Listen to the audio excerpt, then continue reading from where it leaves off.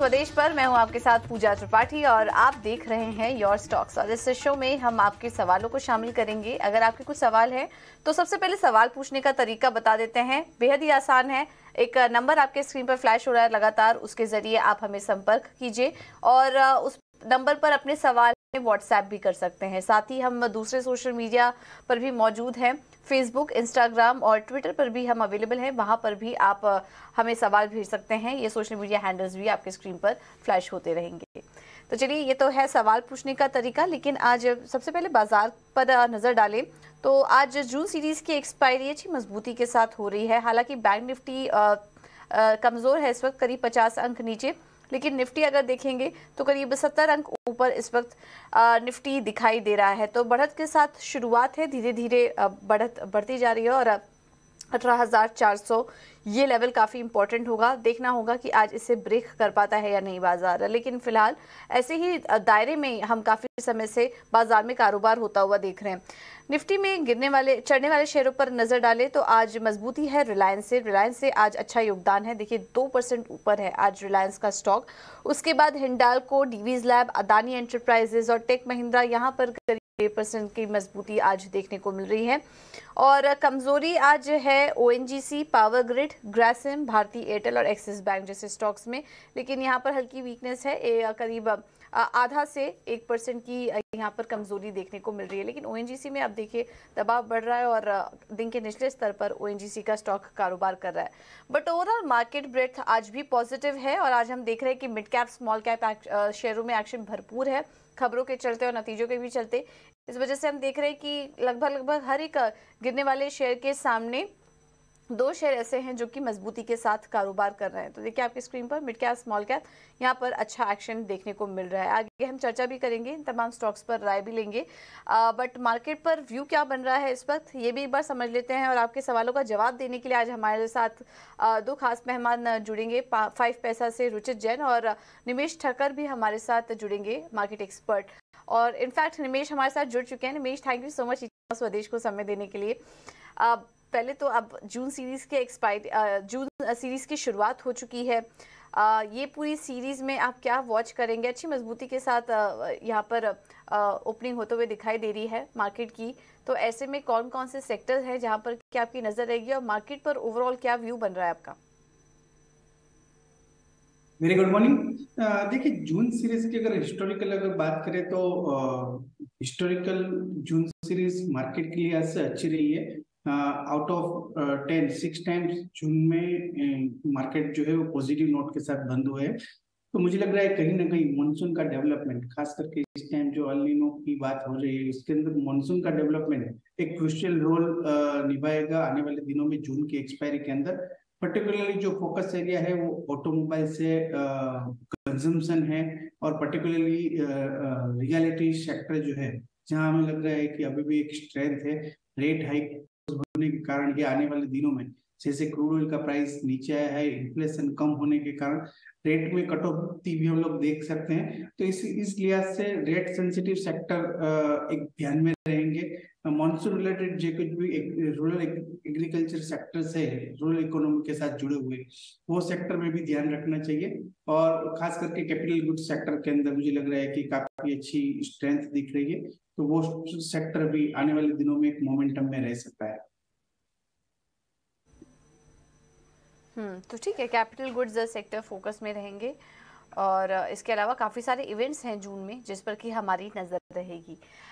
रुचित, आपका भी बहुत बहुत धन्यवाद आज समय देने के लिए। क्या व्यू बन रहा है आज मार्केट पर आपका और आज के दिन क्या लेवल्स वॉच करेंगे? जी, very good morning. I think market का ओवरऑल तो ट्रेंड पॉजिटिव है। हमने देखा है कि अगर मई सीरीज की बात करें तो मई सीरीज इनफैक्ट 2 हाफ में डिवाइडेड था, जहाँ पे फर्स्ट हाफ में हमने एक अच्छी तेजी कंटिन्यू हुई देखी और सेकेंड हाफ एक कंसोलिडेशन फेज था जहाँ पे मार्केट एक रेंज बाउंड मूवमेंट रहा। लेकिन ये पूरे जो कंसोलिडेशन या छोटे मोटे करेक्शंस हमने सीरीज में देखे, उसमें कोई भी फ्रेश शॉर्ट फॉर्मेशन होते हुए हमने नहीं देखा है। और जैसे रोल ओवर के आंकड़े हैं, गए सीरीज में रोल ओवर्स काफी कम थे क्योंकि उसके पहले के जो शॉर्ट्स थे वो रोल नहीं हुए थे, लेकिन इस बार जो लॉन्ग पोजीशंस है वो अच्छे रोल हुई है। सो वो देख के हमें लग रहा है कि यहाँ पे जून सीरीज में हम फिर से अप ट्रेंड का रिजम्पशन करेंगे और प्रोबेबली नो हम ये जो रिसेंट हाइज बना है 18,450 के आसपास वो ब्रेक करेंगे और 18,600 18,700 की रेंज तक हम जून सीरीज में मार्केट को जाते हुए देख सकते हैं।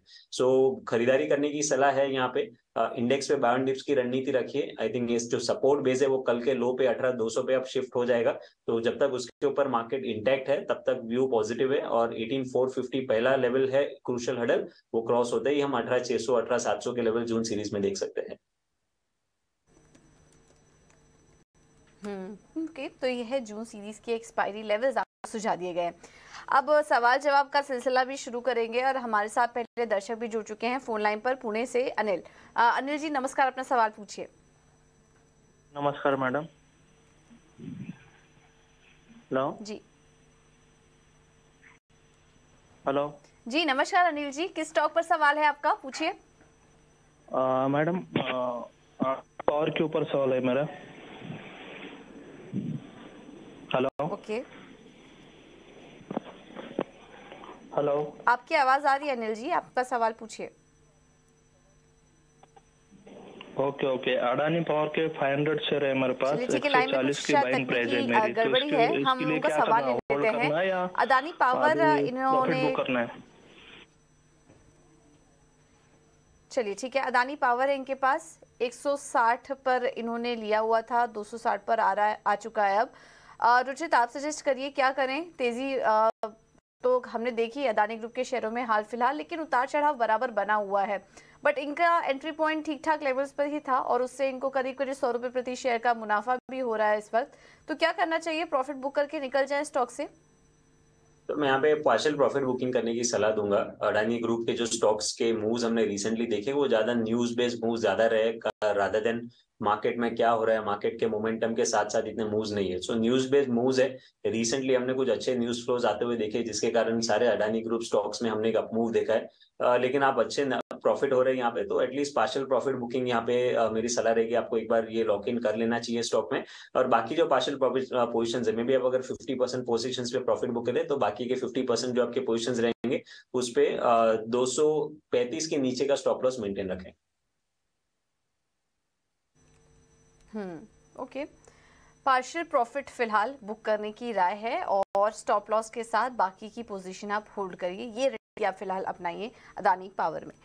चलिए अब अगला सवाल ले लेते हैं। ये व्हाट्सएप के जरिए हमें आया है, संजय जी ने सवाल भेजा है। अमर राजा बैटरीज पर 40 शेयर्स 594 पर इन्होंने लिया हुआ, इनकी खरीद के पास ही स्टॉक कारोबार कर रहा है इस वक्त और मेरे ख्याल से हाल फिलहाल की ही खरीद होगी। और आज अगर देखें तो स्टॉक में आज के दिन भी वीकनेस है, करीब 1% नीचे लगातार हम देख रहे हैं स्टॉक अंडर परफॉर्म कर रहा है।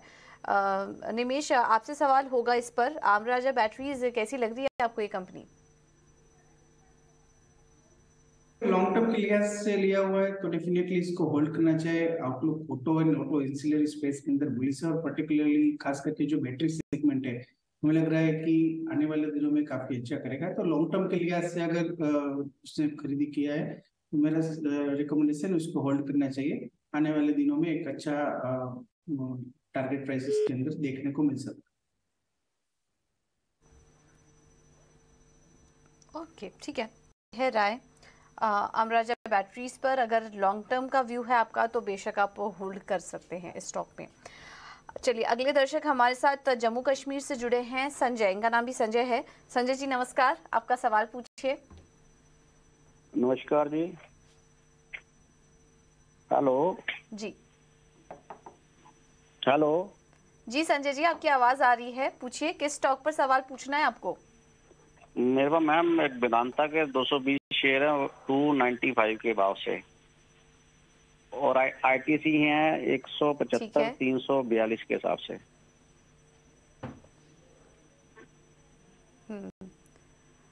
वेदांता में तो हल्का नुकसान हो रहा है बट डिविडेंड का फायदा भी आपको मिल ही रहा होगा इसमें। और आईटीसी, तो ये दोनों को समय कितना दे सकते हैं आप? ये लॉन्ग टाइम के लिए रखे हैं, 4-5 साल के लिए दोनों। ओके ठीक है निमेश जी, वेदांता है और आईटीसी है इनके पोर्टफोलियो में। वेदांता तो अभी जो स्टॉक है वो इनके खरीद के पास ही कारोबार कर रहा है और आईटीसी में देखेंगे तो यहाँ पर इनको अच्छा फायदा हो रहा है, करीब 17,000 के आसपास का फायदा इनको आईटीसी में हो रहा है। हम एफएसजी शेयरों में देख रहे हैं अच्छी तेजी भी हाल फिलहाल में दिख रही थी और उसका इनको भरपूर फायदा यहाँ पर मिला। बट 4-5 साल के लिए ये दोनों स्टॉक्स कैसे रहेंगे? देखिए, वेदांता है एक साइक्लिकल सेक्टर से, मेटल स्पेस से, और जैसे हम लोग देख रहे हैं कि कोरोना के बाद मेटल्स की जो साइकिल है वो एक अपवर्ड जर्नी में है। इसलिए स्टॉक काफी अच्छा प्रॉफिटेबिलिटी दिखा रहा है और काफी अच्छा डिविडेंड भी दे रहा है।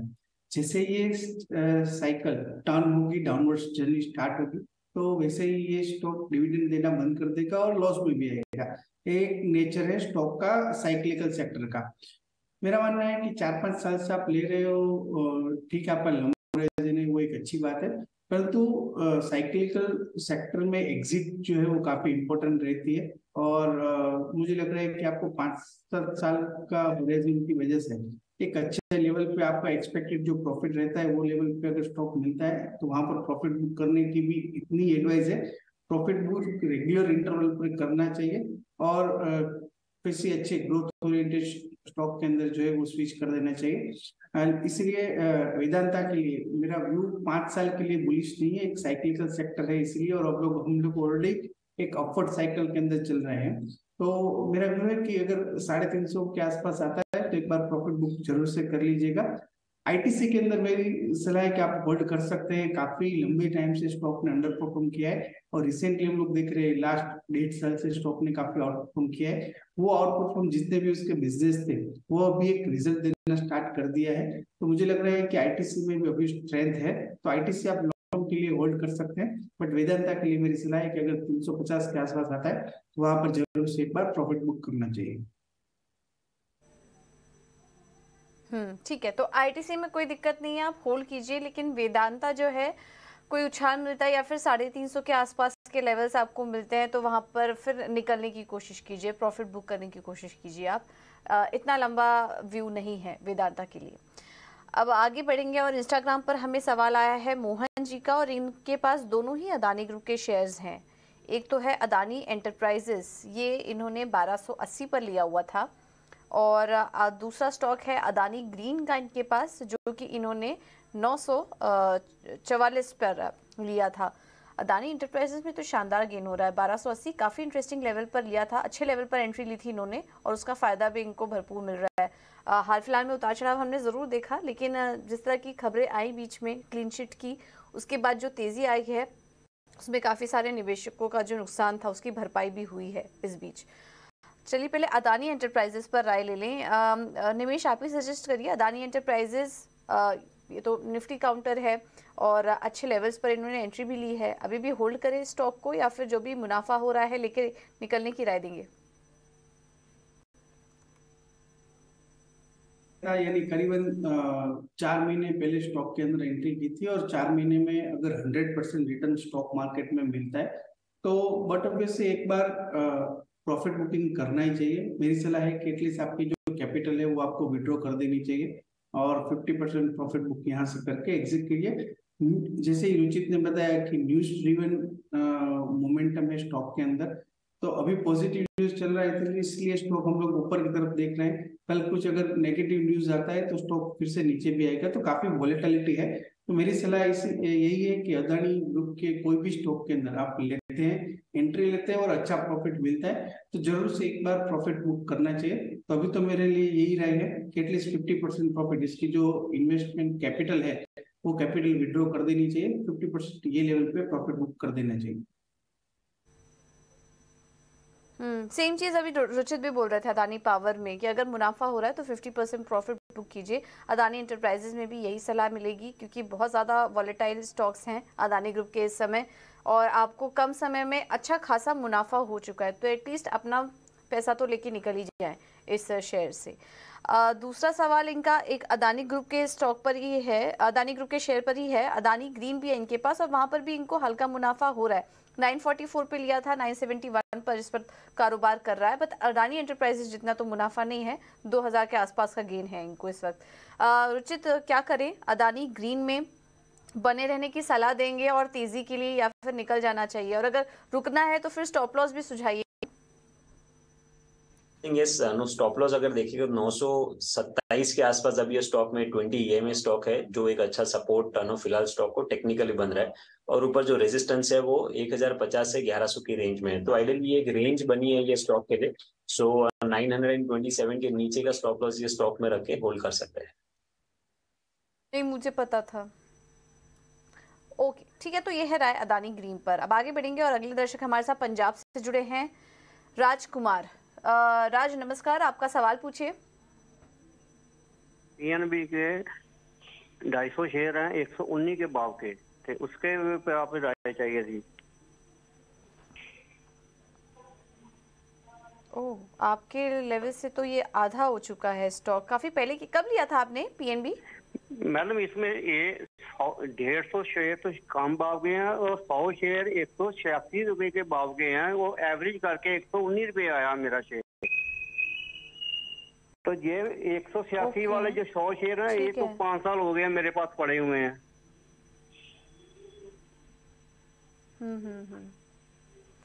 ठीक है, PNB में काफी लंबा समय आप दे चुके हैं ऑलरेडी। वैसे तो बीच में सरकारी बैंकों की हालत में सुधार की खबर आई थी, बट ये जो 5 साल का व्यू, इसमें काफी कुछ हो चुका था PNB के साथ। एसेट क्वालिटी की भी दिक्कतें काफी सारी आई थी बीच में, कुछ कंपनियां डिफॉल्ट कर रही थी, तो वो भी दिक्कत हुई PNB में। इस वजह से हम देख रहे हैं कि नतीजे भी खराब थे, उस वजह से काफी ज्यादा लॉस हो चुका है। और आपकी तो होल्डिंग काफी पहले की है। निमेश, PNB में क्या करें? 5 साल का समय ऑलरेडी दे चुके हैं। इनका एवरेज प्राइस 119 है, अब उससे भी नीचे आ चुका है, आधा हो चुका है ये स्टॉक। तो मुनाफा तो इनके तो आधी कैपिटल वाइप आउट ही हो चुकी है। PNB में बने रहने की राय देंगे आप? कुछ रिकवरी के आसार हैं? मतलब इनके लेवल्स क्या जल्द दिखेंगे या फिर निकल की राय देंगे स्टॉक से? बैंक्स के अंदर हमारा व्यू जो है वो बुलिश है। अभी हम लोग जो क्रेडिट ग्रोथ देख रहे हैं वो काफी अच्छा देख रहे हैं, और NPA जो साइकिल है वो डाउनवर्ड टेरिटरी की तरफ है। अभी भी काफी NPA रिकवर होना बाकी है, बट मुझे लग रहा है कि worst is over for bank. और जिस लिहाज से अभी नया रिकैपिटलाइजेशन हुआ है और पिछले 3 साल में, और बैंक अभी जो ग्रोथ दिखा रही है पर्टिकुलरली सभी PSU बैंक, उसके अंदर मुझे लग रहा है कि अभी भी उम्मीद है यहाँ से अच्छी रिकवरी की। तो PNB के अंदर व्यू ये लेवल से मेरा बुलिश है। मैं आपको होल्ड करने की सलाह देता हूँ। आप 5 साल से खड़े हैं, मुझे लग रहा है एक दो साल और होल्ड कीजिए। आपके लेवल से अच्छे रिजल्ट मिलेंगे, ऐसा मुझे उम्मीद है। जिस लिहाज से अभी NPA साइकिल डाउनवर्ड होगी और पिछला जो प्रोविजन है वो प्रोविजन बैलेंस शीट में रिफ्लेक्ट होना स्टार्ट होगा, वैसे ही मुझे लग रहा है कि स्टॉक के अंदर हम लोग एक शार्पली रिकवर होते हुए देखते हैं। तो मेरा बुलिश है अभी PNB के अंदर, और मैं आपको होल्ड करने की सलाह देता हूँ। करीब 1 से 2 साल का व्यू बना के आप होल्ड कर सकते हैं। ठीक है, तो नुकसान में मत निकलिए PNB से, और ओवरऑल जो व्यू है सरकारी बैंकों पर पॉजिटिव ही है। तो आपके नुकसान की भरपाई होगी, धीरे धीरे होगी, थोड़ा समय देना पड़ेगा। आप ऑलरेडी समय दे चुके हैं, तो अभी और थोड़ा समय दीजिए और आपका जो नुकसान है उसकी भरपाई होते हुए दिखाई देगी PNB के स्टॉक में। अगला सवाल ले लेते हैं, और दिल्ली से हमारे साथ अगले दर्शक जुड़े हैं, सुरेश। सुरेश जी नमस्कार, आपका सवाल पूछिए। नमस्कार, पॉलीप्लेक्स शेयर है 50, तो उसके बारे में जानना चाहता था, क्या करना है? देखिए इधर आएगा। ओके, पॉलीप्लेक्स अभी आपको बता दें, अभी शायद हाँ हाल ही में नतीजे आए पॉलीप्लेक्स के। जी, हाल ही में नतीजे आए पॉलीप्लेक्स के, और नतीजे काफ़ी कमज़ोर थे। उसके बाद हमने स्टॉक में गिरावट भी देखा। अगर पिछले 1 हफ्ते में देखें 200 अंक टूट चुका है ये स्टॉक, तो उसी में आपको भी काफ़ी नुकसान हुआ होगा। आज हालांकि हल्की रिकवरी ज़रूर दिख रही है पॉलीप्लेक्स के स्टॉक में। बट निमेश, आपसे समझना चाहेंगे, नतीजों को आपने भी देखा होगा, क्या एनालिसिस रहा आपका कंपनी पर, और अभी क्या करें पॉलीप्लेक्स में? बने रहने की राय देंगे अभी भी?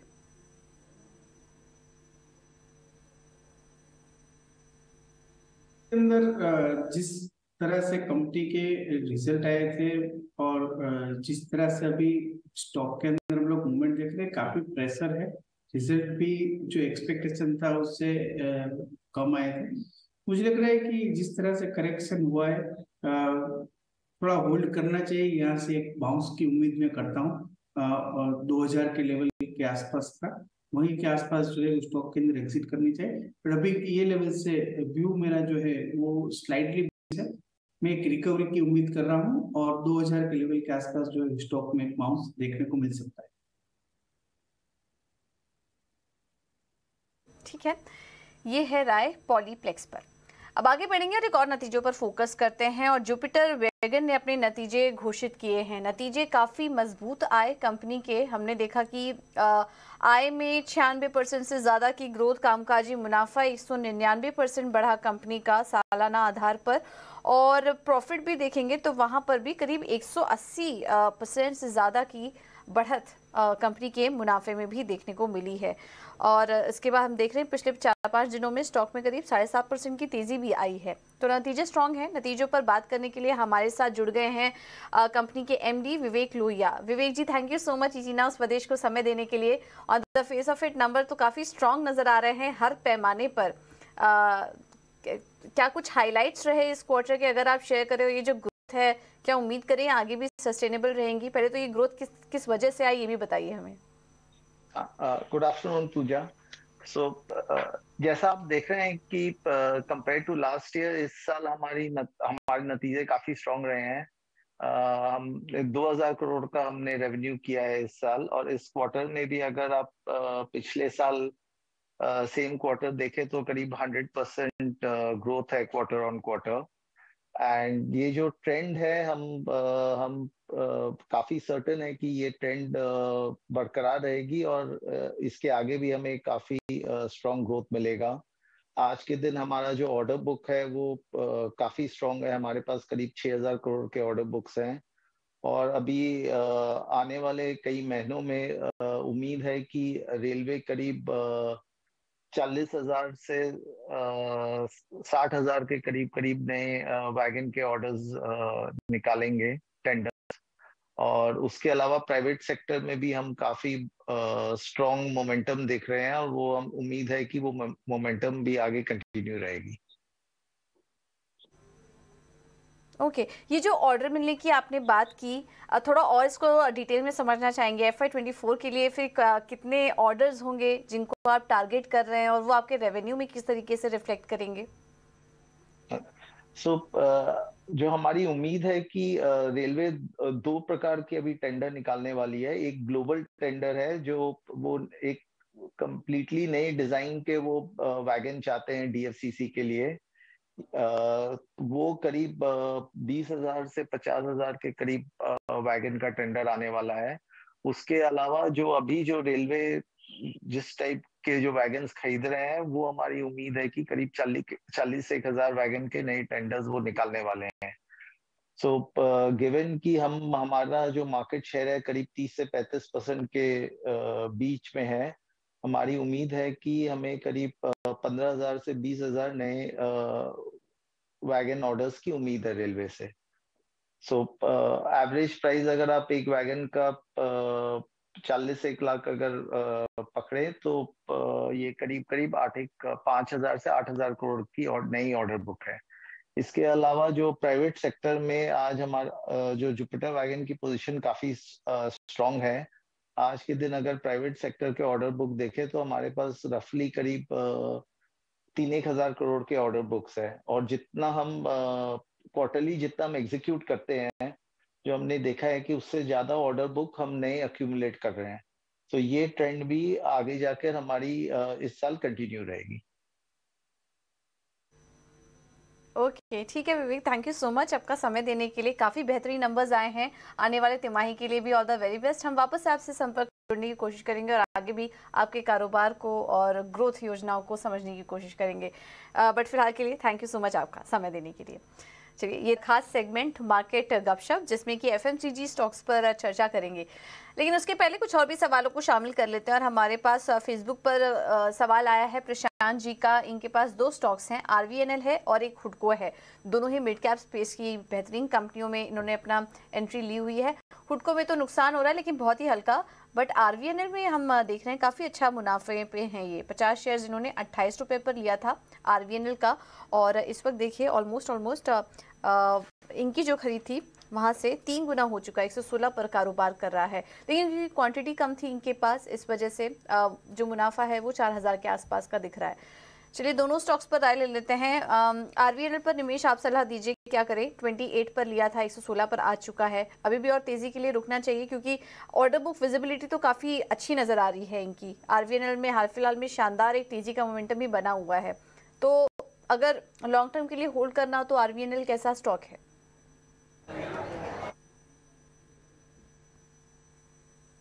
ऑर्डर बुक विजिबिलिटी काफी स्ट्रॉन्ग है और आने वाले दिनों के अंदर हम लोग देख रहे हैं कि रेलवे जो है वो काफी एग्रेसिवली जो है वो अपना नेटवर्क एक्सपेंड कर रहा है, नई ट्रेन के ऊपर फोकस कर रहा है, नए वैगन के ऊपर फोकस कर रहा है और क्वालिटी ऑफ सर्विस जो है वो इम्प्रूव कर रहा है।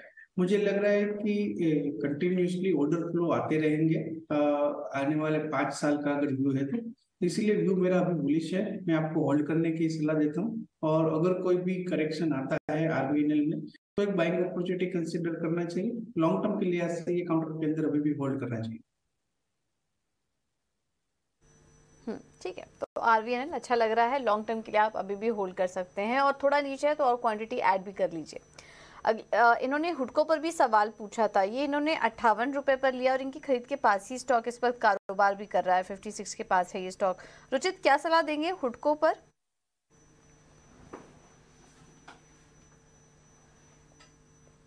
वॉल्यूम्स हो रहे हैं और करेक्शंस पे कोई बड़े वॉल्यूम्स नहीं है और स्टॉक अपने जो 20 EMA सपोर्ट वगैरह भी है वो भी उसने भी वो लेवल्स भी अब तक इंटैक्ट है।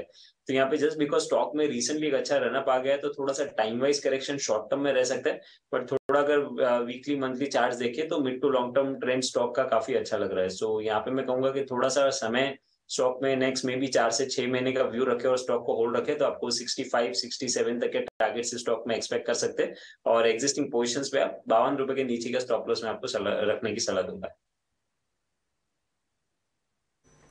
ठीक है, ओके, तो स्टॉप लॉस के साथ होल्ड करिए इस शेयर को। अगला सवाल हमें आया है व्हाट्सएप पर राजेश गुप्ता जी का और इन्होंने लिया हुआ है कीस्टोन रियल्टर्स 50 शेयर्स इन्होंने 50 शेयर्स इन्होंने 500 के भाव पर लिया हुआ है। निमेश क्विकली राय दीजिए कीस्टोन रियल्टर्स पर क्या करें? सॉरी, ये स्टॉक में ट्रैक नहीं। ऑलराइट, ठीक है, तो इस स्टॉक पर हम आगे फंडामेंटल एनालिस्ट हमारे साथ कोई एनालिस्ट जुड़ेगा तो हम वापस से इस पर राय लेने की कोशिश करेंगे, लेकिन चलिए अब क्विकली चलते हैं हमारे अगले सेगमेंट की तरफ, मार्केट गपशप।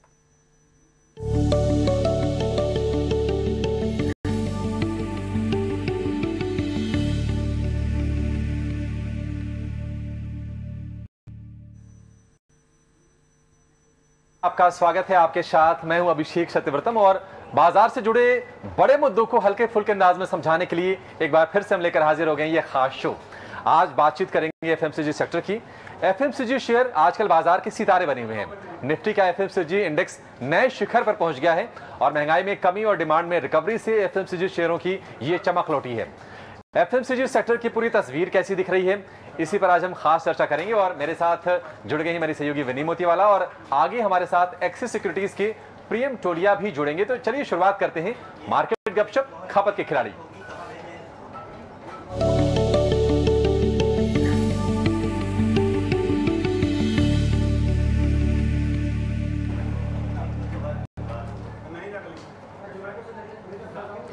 तो मार्केट गपशप में आज हमारा फोकस है खपत के खिलाड़ी यानी कि एफएमसीजी शेयरों की और हम देखने की कल आईटीसी और इसके अलावा ब्रिटानिया वहां पर हमने रिकॉर्ड हाइज बनते हुए देखे और बाकी शेयर भी जोश में लग रहे हैं। लगातार अच्छे परफॉर्मेंस हमने आते हुए देखे हैं और सबसे जो बढ़िया चीज आई है वही है नतीजों के बाद मैनेजमेंट की कमेंट्री की। कमेंट्री बहुत सॉलिड रही है, स्ट्रांग रही है और उसमें जो खास बात वो ये है कि ग्रामीण मांग जो कि काफी दिन तक, काफी समय तक थोड़ी सी चिंता का विषय बना हुआ था, वहां से अब रिकवरी के संकेत आने लगे हैं और कंपनियां मान रही हैं कि आगे शायद और भी हमें राहत मिलती हुई दिखेगी। एक चीज जो चिंता वाली थोड़ी सी हो सकती है वो है यहां से मॉनसून की चाल, क्योंकि मॉनसून थोड़ा सा डिलेड है। अल नीनो के असर को लेकर भी थोड़ी सी चिंताएं हैं, तो कितना मूड खराब हो सकता है, मॉनसून का मूड भी चेक करेंगे। लेकिन शुरुआत करते हैं शो की और मेरी सहयोगी विनी मोतीवाला मेरे साथ है। विनी, सबसे पहले आपसे ये जानेंगे FMCG fast moving consumer goods लोग सोचते हैं कि नाम क्यों है आखिर FMCG नाम क्यों है, इसका मतलब क्या हुआ? FMCG हम लोग, अभिषेक आपको तो पता है ऑब्वियसली जो डे टू डे आइटम्स होते हैं रोजगारी में, वैसे whether you get up in the morning the first thing you do you brush your teeth. जब ब्रश करते हैं तो पहले क्या यूज करते हैं? टूथपेस्ट, टूथब्रश, वो सब भी FMCG प्रोडक्ट होता है। फिर जाते हैं चाय बनाते हैं तो चाय पत्ती, शक्कर, ये भी सब FMCG प्रोडक्ट्स में आती है।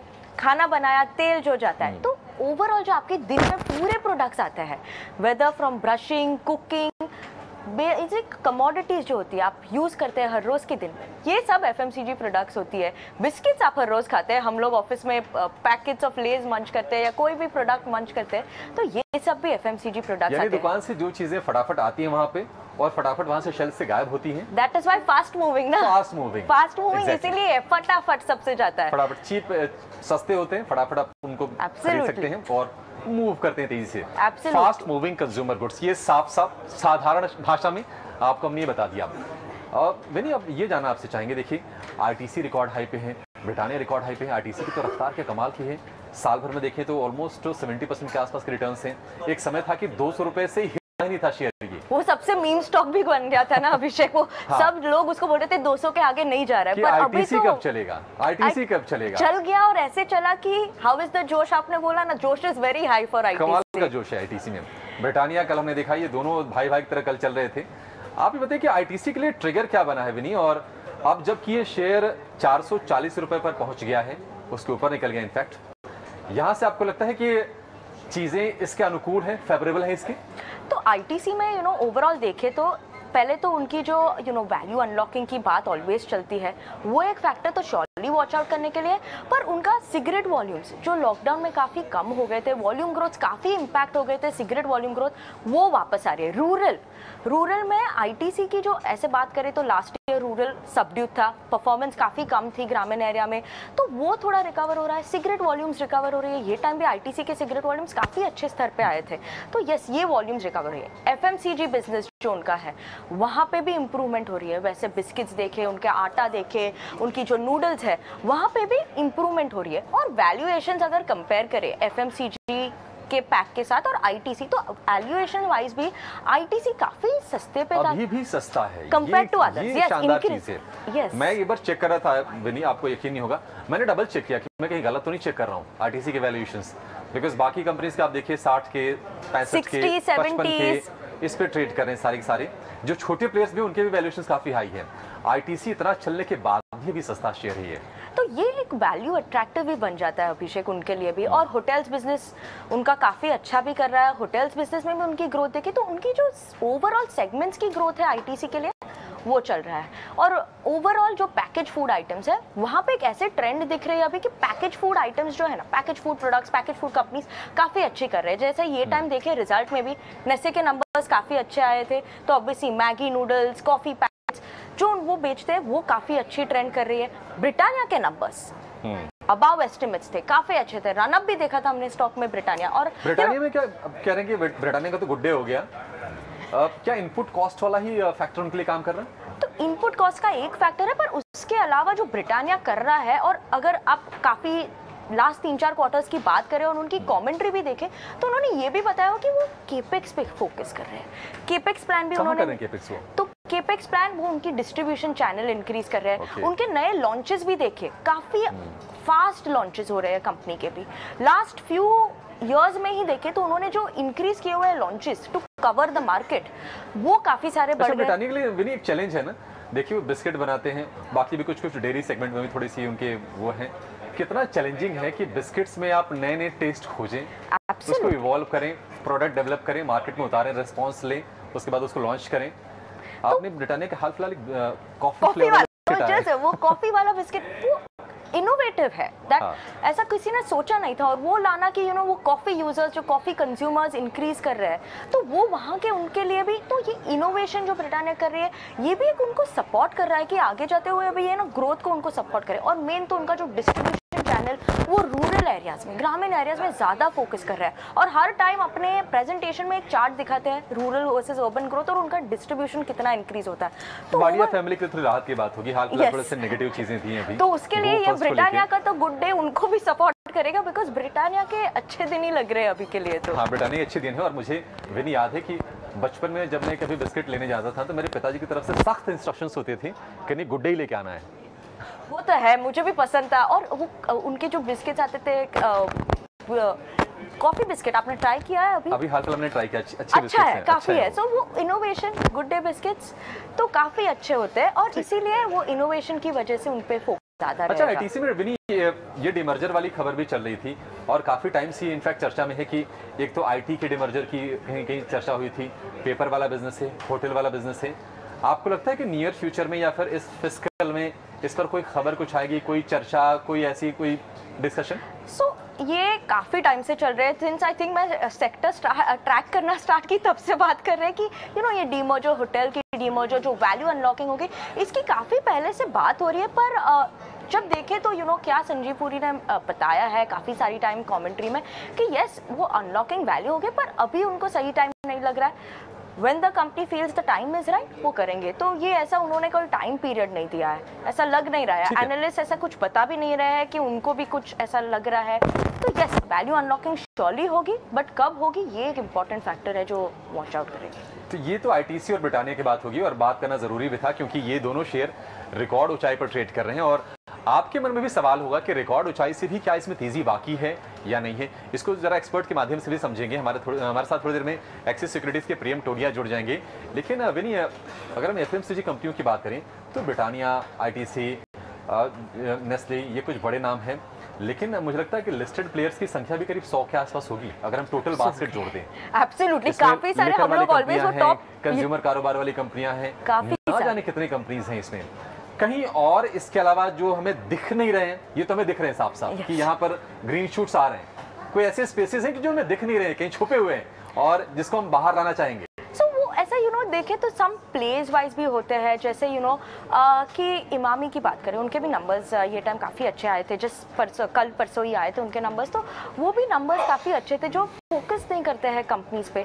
तो यस, ये भी श्योरली एक फैक्टर बन जाता है कि जो हम वॉच आउट भी करेंगे ओवरऑल। उसके अलावा टाटा कंज्यूमर्स के ग्रोथ की बात करें, दे आर फोकसिंग कि अब वो पूरी एफएमसीजी पैक फोकस करेंगे। पहले उनका छोटा सा ही था बिजनेस, अब ना उनको पूरा फुल फ्लेजेड एफएमसीजी कंपनी बननी है। तो ये इंपॉर्टेंट फैक्टर्स होता है कि ओवरऑल एफएमसीजी पैक में काफी सारी, जैसे आप बता रहे हैं, कंपनियां उन पे भी फोकस करें। एक्चुअली मुझे एक इंटरेस्टिंग पॉइंट हाईलाइट करना, हमने ब्रिटानिया कंप्लीट कर लिया, पर ब्रिटानिया अगर आप देखें ना, उनका मार्केट शेयर जो गेन कर रहा है, वो बोल रहे हैं कि 40 कंसेक्यूटिव क्वार्टर से उन्होंने मार्केट शेयर गेन किया है। तो वो भी 40 उसकी वजह से वो एक फैक्ट भी होता है कि हमें रियलाइज नहीं होता है कि कंपनीज ऐसे मार्केट शेयर गेन कर रहे हैं। और एक इंटरेस्टिंग फैक्ट हमेशा निकल जाता है कि कंपनी कभी कभी बोलते हैं मार्केट शेयर गेन हुआ है या हाँ ऐसे ही स्तर पे रहा है, पर क्या एक्चुअल मार्केट शेयर गेन हुआ है? पर ब्रिटानिया के क्लियर इंडिकेशंस दिख रहे हैं, स्पेशली उनके बिस्किट बिजनेस में भी, कि उन्होंने गेन किया है मार्केट शेयर। जैसे देखें तो पार्ले नॉन लिस्टेड है, पर लास्ट डेकेड में पार्ले की जो मार्केट शेयर है वो कम हो गई है। Yes, there are unorganised players भी है, भूलिए मत कि बिस्किट में काफी सारे अनऑर्गेनाइज्ड है, तो वो ऑब्वियसली वहां पे भी गेन हुआ है। डायरेक्टली हम कोरिलेशन नहीं बता सकते कि ब्रिटानिया को ही गेन हुआ है या आईटीसी के बिजनेस सेगमेंट को गेन हुआ है, पर यस, ये एक इंपॉर्टेंट फैक्टर है कि ब्रिटानिया ने अपने प्रेस रिलीज में ही हाईलाइट किया है। बिस्किट और नमकीन की जब चर्चा कर ली है विनी ने, तो एक काम करते हैं, कोल्ड ड्रिंक्स की भी चर्चा कर लेते हैं क्योंकि गर्मियों का मौसम ही चल रहा है और वरुण बेवरेजेस 1 लाख करोड़ का मार्केट कैप। कभी आपने सोचा था 5-7 साल पहले कि ये कंपनी इतनी बड़ी हो जाएगी? Not at all, not at all. And उनकी तो अभी न्यूज फ्लोज भी आ रही है ना रिसेंट टाइम में। अफ्रीका में कुछ एक्विजिशन किया है, वहां पर वहां पे भी अभी इंक्रीज गजब का है वो अफ्रीका का, खासतौर साउथ अफ्रीका। वहां पर इंडिया में जो कंजम्पशन होता है सॉफ्ट ड्रिंक का, करीब 50% साउथ अफ्रीका में होता है उसका। इतना बड़ा मार्केट है वो, तो वहां पर वो एक्सपेंड करने की कोशिश कर रहे हैं। जरा इसको समझते हैं डायनेमिक्स को कि एफएमसीजी सेक्टर में कहां पर मौके बन रहे हैं, जो नए हाइज बन रहे हैं शेयरों में, दिग्गजों में। क्या कुछ और छोटे मझोले प्लेयर्स जो अभी उतने नहीं चले हैं, क्या वहां पर मौके बन रहे हैं, वो कौन से शेयर हो सकते हैं? क्योंकि हमने वो लिस्ट रख दी कि मार्केट कैप के लिहाज से कौन सी सबसे बड़ी कंपनियां आपके स्क्रीन पर ही है। एचयूएल देख लीजिए, आईटीसी देख लीजिए, वरुण बेवरेजेस, नेस्ले, ये तमाम स्टॉक्स हैं, गोदरेज कंज्यूमर, ब्रिटानिया, ये उसके पार्ट हैं।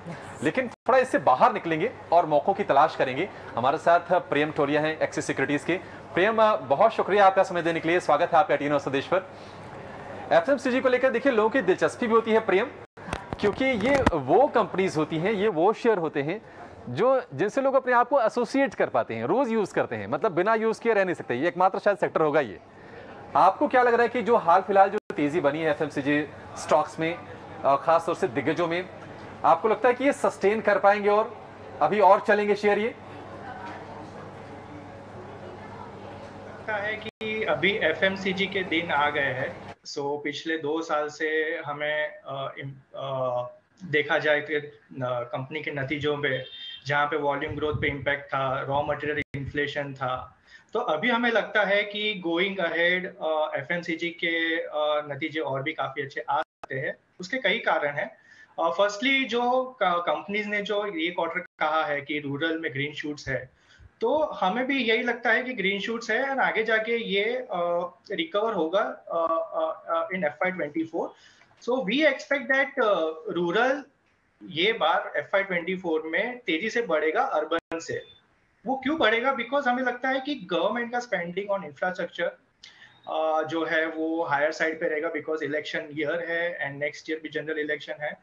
तो ये रखते हुए कि गवर्नमेंट के स्पेंडिंग बढ़ सकते हैं। ऑल्सो सर्विस इकोनॉमी जो रूरल में as a non farm income है, अर्बन रेमिटेंसेस जिसे हम कहते हैं, वो अगर देखें तो सर्विस PMI के नंबर्स देखें तो वो भी काफी रेजिलिएंट रहे हैं पिछले कई महीनों से। तो हमें लगता है कि ये जो 2 कारण है वो काफी प्ले करेगा रूरल इकोनॉमी को आगे जाके ड्राइव करने के लिए।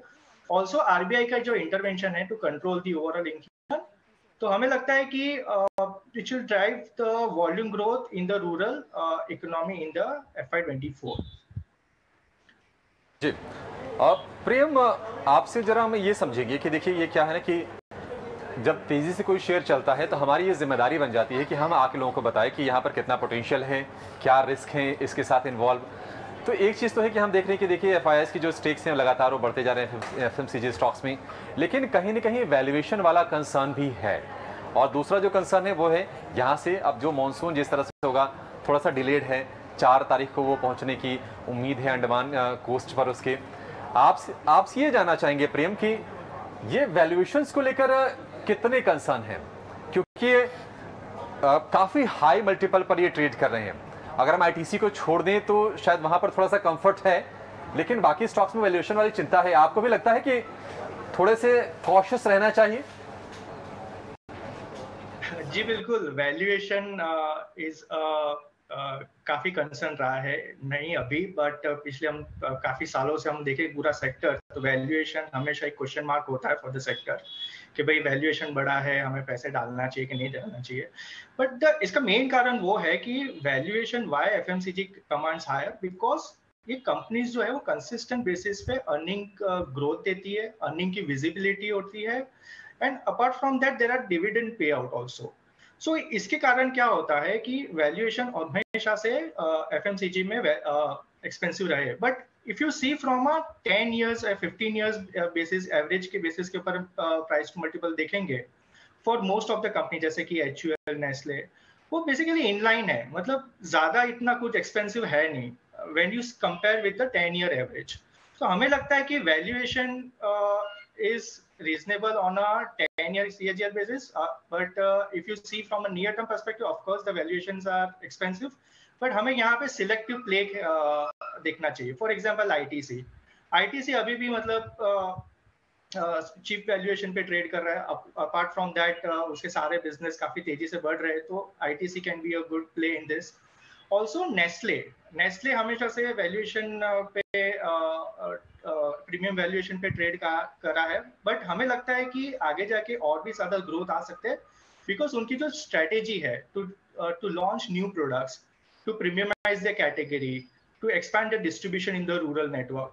सो all these things if we consider for the company, तो हमें लगता है कि growth is visible, that's why the valuation can also be not that much concern on that part. ठीक है, वैल्यूएशन एक फैक्टर जरूर है, लेकिन उतनी ज्यादा चिंता की बात नहीं है क्योंकि वहां पर ग्रोथ है। और कहते हैं कि कई बार अच्छी जो चीज होती है ना अक्सर महंगी होती है। विनी, ये बाजार में कहा जाता है कि अच्छी चीजें करें तो होगी थोड़ी सी। दैट तो सही है, if you want the quality तो प्राइस तो दाम तो भरना ही पड़ेगा, तो इसकी वजह से मे बी थोड़े वैल्यूएशंस। लेकिन थोड़ा ना मॉनसून के फैक्टर को समझना पड़ेगा, क्योंकि मॉनसून एक ऐसा फैक्टर होता है जो न सिर्फ कंपनीज को बहुत ही बैडली इफेक्ट करती है, बल्कि जो कंज्यूमर है उनके एंड पर भी दिक्कत होती है। और ख़ास तौर से अगर कोई ग्रामीण भारत में अगर कोई कृषि पर ही निर्भर है, तो वहाँ से मांग घटने की भी आशंका हो जाती है। मॉनसून को लेकर थोड़ी सी चिंताएं उभरी थी। जिस तरह से मार्च अप्रैल में जो गर्मी पड़ी, लोग मुंबई में हैरान रह गए, कितनी गर्मी। थोड़ी सी राहत जरूर आई, लेकिन थोड़ा सिनेरियो समझते हैं कि मॉनसून का इस बार क्या अनुमान है, कब तक मॉनसून पहुंचेगा। हमारे सहयोगी विश्वमोहन हमारे साथ हैं जो कमोडिटीज को अच्छे से ट्रैक करते हैं।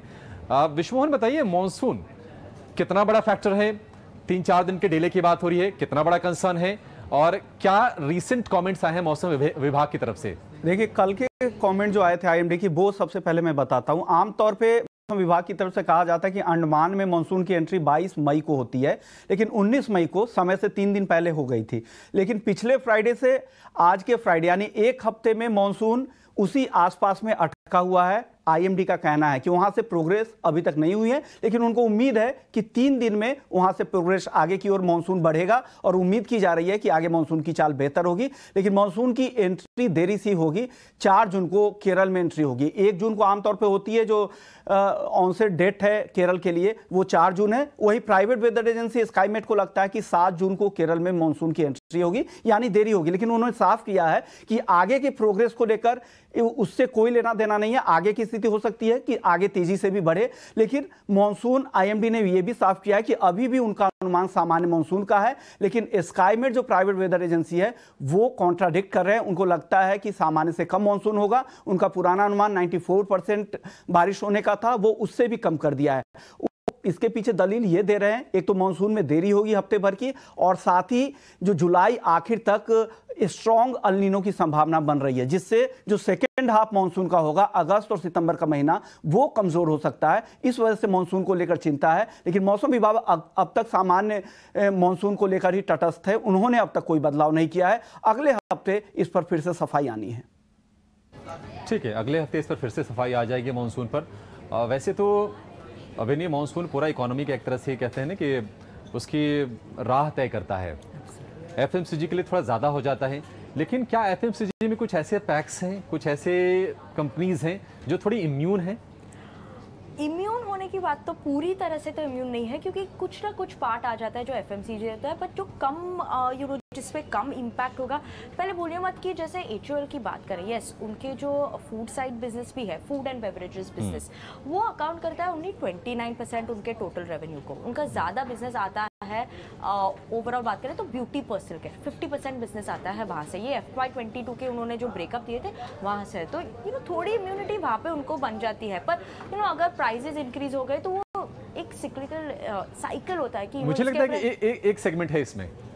आज फ्राइडे भी है, आप यूनाइटेड ब्रीवरीज, रेडिको, खेतान, कोई फर्क नहीं पड़ता है। यस, नहीं बट उनको भी ओवरऑल जो अल्कोहल बनता है वो भी इन कमोडिटी से बनता है, whether you look at wheat या पोटैटोस। तो अगर उनके भाव बढ़ गए तो वो भी उनको थोड़ा तो इम्पैक्ट वहाँ पे भी पड़ सकता है। Yes, it is not that absolutely उनको इम्पैक्ट ना पड़े। ये कमाल है। देखिए विनी, ऐसी सी चीजें डिटेल्स आप लेकर आएंगी कि आपको न सिर्फ कंपनी के फाइनेंशियल्स के बारे में पता चलेगा, छोटे छोटे माइन्यूट जो डिटेल्स होते हैं, फंडामेंटल्स होते हैं, उस पर भी बड़ी बारीक से नजर होती है। अब एक काम करते हैं विनी, अब इतनी सारी हमने चर्चा कर ली, लोग एक टक लगा के ही देख रहे हैं कि भाई साहब शेयर कब चर्चा करोगे। yes, वही सबसे इंपॉर्टेंट सारे गुरु ज्ञान तो हो गए। तो प्रियम जी आप इसमें मदद कीजिए, आप एक काम कीजिए, आपने देखिए जो बड़ी कंपनीज हैं उससे लोग परिचित हैं और शेयर चल भी रहे हैं, ज्यादा दुविधा नहीं, जिनके पास है वो तो खुश हैं। जो लेना चाहते हैं जरा उनको गाइड कीजिए कि लार्ज कैप्स में अगर किसी को लेना है, मान लीजिए 3 शेयर चुनने हैं, तो आपके पसंद कौन से हैं? एक बार लार्ज कैप बताइए, फिर मिड कैप के बारे में पूछेंगे आपसे। लार्ज कैप में हमें आईटीसी एक अच्छा लगता है, नेस्ले अच्छा लगता है, देन एचयूएल अच्छा लगता है। ये तीनों कंपनी में कुछ ना कुछ यूनिक चीज है। अगर हम देखें कि एचयूएल में ऐसा क्या है कि जो हमें अच्छा लगता है, इज जस्ट दैट के उन्होंने प्रीमियमाइजेशन जिस तरीके से तेजी से पिछले कई सालों से ग्रो किया है, उसकी वजह से उनके मार्जिन्स काफी अच्छे आए हैं। इन द पास्ट, और आगे जाके भी हमें लगता है कि जैसे रूरल इकोनॉमी ग्रो करेगी, रिकवर होगी, तो हमें लगता है कि ओवरऑल मार्जिन्स पे इतना इम्पैक्ट नहीं आना चाहिए। सेकंड, आईटीसी ऑफ कोर्स, तो उनके सारे बिजनेस एकदम तेजी से बढ़ रहे हैं। जो पिछले 3 साल पहले हम देखें तो काफी मिक्स बैग रहे हैं कि आईटीसी के सिगरेट्स वॉल्यूम ग्रो नहीं करते थे, या फिर एफएमसीजी बिजनेस में कुछ ना कुछ प्रॉब्लम थे, या फिर होटल्स में कुछ प्रॉब्लम थे। बट अभी का सिनेरियो ऐसा हो गया है आईटीसी में कि उनके सिगरेट्स वॉल्यूम काफी स्टेबल हो गए हैं बिकॉज ऑफ स्टेबल टैक्सेशन। पिछले 2 साल से टैक्सेशन काफी स्टेबल रहे हैं सिगरेट्स के ऊपर, तो इसकी वजह से cigarettes volumes are also pretty much stable for the company. और बिकॉज उनको क्या है कि मार्केट शेयर गेन करते हैं from the illicit trade cigarette players, जैसे जो इलीगल सिगरेट प्लेयर्स है वहां से वो मार्केट शेयर गेन कर रहे हैं। ITC is the second stock we like. Also the Nestle we like because Nestle का अगर हम देखें कि सिर्फ only 20% of the revenue comes from the rural area, बाकी का जो revenue है is urban. So वहाँ पे premiumization play है, वहाँ पे distribution expansion है. Of course the valuations are concerned for the Nestle, but हमें लगता है कि if they can deliver on the earnings part, तो valuation इतना impact नहीं आना चाहिए। ठीक है, तो ये दिग्गजों की बात होगी प्रियम, ये तो बड़े स्टॉक्स हैं और इस पर दरअसल आपने मुहर लगा दी है। ये शेयर चल रहे हैं, चलते रहेंगे, आपके पोर्टफोलियो की हॉट फेवरेट बने रहेंगे, इसकी आपने तस्दीक कर दी है। अब आप ये बताइए, क्योंकि देखिए डाबर हो गया, इमामी हो गया, ये जो थोड़े से मीडियम साइज वाले जो स्टॉक हैं, इनमें आपको मौके कहां पर दिख रहे हैं? क्या खरीदें? बड़े स्टॉक्स हो गए, छोटे में क्या खरीदें? छोटे में जैसे कि आपने बताया डाबर और इमामी तो हम कवर नहीं करते, बट डाबर का मैं कहना चाहूंगा कि उनके बिजनेस में काफी सारे मूविंग पार्ट्स है। Moving part in the sense कि उनके बिजनेस में जो हेल्थ केयर है वो भी एक काफी कंट्रीब्यूट करता है, देन उनके जो पर्सनल केयर प्रोडक्ट्स है वो भी कंट्रीब्यूट करता है, देन फूड बिजनेस। सो हमें लगता है कि थोड़ा डाबर पे के तरफ थोड़ा we are not that positive. But apart from that, if you ask me on the mid cap side, we like Varun Beverages. वो हमारा सबसे फेवरेट स्टॉक रहा है पिछले 1 साल से, and we have been maintain our buy rating. वो क्यों लग रहा है? Because उन्होंने जब 2 साल पहले जब टेरिटरीज एक्वायर की थी, सदर्न एंड वेस्टर्न टेरिटरीज, और उसमें हुआ क्या कि पैंडेमिक आ गया, so they couldn't expand on that front. But अभी क्या हो गया कि सिचुएशन नॉर्मलाइज हो गई है, तो अब वो तेजी से वेस्टर्न एंड सदर्न टेरिटरीज में एक्सपैंड कर रही है। तो आप देखोगे कि कोको कोला जो है वो साउथ एंड वेस्ट में ज्यादा स्ट्रॉन्ग है। वहाँ पे पेप्सी है जी। क्या प्रियम जी 30 सेकंड आप और लीजिए, वैसे तो हमें आ चुका है आदेश के लिए शो को हम खत्म करें। 30 सेकंड आप और लीजिए और आईटीसी का टारगेट बताइए 1 साल का, और वरुण बेवरेजेस का 1 साल का टारगेट बताइए। सो वरुण बेवरेजेस का टारगेट हमारा एक्चुअली अचीव भी हो गया है, तो हमें लगता है कि और 10-15% चल सकता है। Also on the ITC front, ITC भी हमें लगता है कि और 10-15% चल सकता है फॉर द ठीक नेक्स्ट 1 ईयर। तो यहाँ से और 10 से 15% की मूव की 1 साल में आप उम्मीद कीजिए। वैसे 2023 बहुत तोड़-फोड़ रिटर्न वाला नहीं रहने वाला है बाजार के लिए, ये हमारे एक्सपर्ट्स भी बता रहे हैं, तो 15% ठीक ठाक होता है। एब्सोल्युटली भाई, इट्स गुड टू 1 ईयर 10-15% यानी कि आपके एफडी से करीब 2.5 गुना much better. So I don't think it वो कंप्लेन कर सकते हैं कोई भी 10-15% से। एग्जैक्टली ठीक है, तो 15% के आसपास के रिटर्न्स आ जाएंगे। स्टॉक्स भी बता दिए प्रियम ने। प्रियम बहुत शुक्रिया आपका आज इस चर्चा में जुड़ने के लिए और ये बेहतरीन चर्चा करने के लिए और बढ़िया शेयर बताने के लिए। विनी आपको बहुत शुक्रिया, आपने इतनी बारीक डिटेल्स दी कंपनीज के बारे में, बहुत शुक्रिया आपका। चलिए शो को यहाँ पर समाप्त करेंगे और आज मार्केट गपशप खपत के खिलाड़ी में आज इतना ही। आप बने रहिए टिकना संदेश के साथ। नमस्कार।